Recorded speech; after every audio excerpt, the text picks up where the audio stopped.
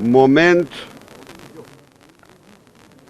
më i veçantë në historinë e udhëtimit shqiptarëve në gjitha kohrat. Një grup të rish, student të universiteteve dhe nxënës të gjimnazëve me pedagog, nisen sot për në kryeqytetin e Europës. Fluturojnë në një udhëtim turistik, pa viza. Ky është fluturimi i parë i kësaj natyre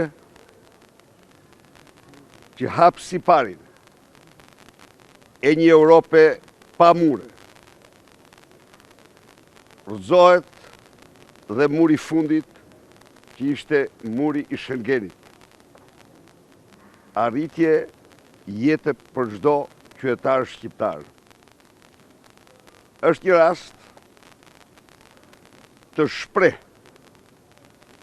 turoj rrugë të mbarë studenteve dhe studentëve dhe të gjithë shqiptarëve që udhëtojnë sot.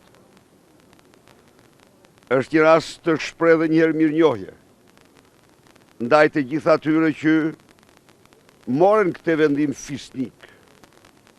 Një mirënjohje të thellë të gjithë administratës shqiptare, institucioneve të këtij vendi, që me një përkushtim të jashtëzakonshëm, me një kompleks të madh reformash, bën të mundur që qeveritë e 27 vendeve anëtare të Bashkimit Evropian të votojnë në unison së bashku me datën 8 nëntor për heqjen e vizave për Shqipërinë. Akti është një akt që prek personalisht jetën e çdo qytetari shqiptar sot e tutje, sepse ai do të jetë më i lirë se kur në historinë e këtij vendi në lëvizjen e tij. Është një rast gjithashtu të theksoj se një ndër më të bukurat, ndër më fisnikët të një populli të ndaluar në kuptimin e lëvizjes siç ishim ne 20 vjet më parë ushtruar në realitet. Një premtim më i vështirë dhe më seriozi që unë kam bërë gjatë jetësime, u mbajt, u realizuar. Ishte një vendim jashtëzakonisht dinjitos, ishte një vlerësim shumë i madh për përpjekjet e qeverisë shqiptare për të realizuar të gjitha standardet që qytetarët e këtij vendi të lëvizin një lloj si qytetarët e Europës. Grupi i parë që nisën janë studentët dhe gjimnazistët. Nuk mund të nisej kush para tyre, sepse unë në sytë e tyre, në fytyrën e tyre, shoh Europën. Dhe faktikisht ata janë fytyra europiane e Shqipërisë. Kështu që ata sot ulen në Bruksel si europian të vërtet. Ndaj edhe unë uroj atyre rrugë të marë, ta kalojnë mirë. Ministri Basha që i shoqëron është një njofës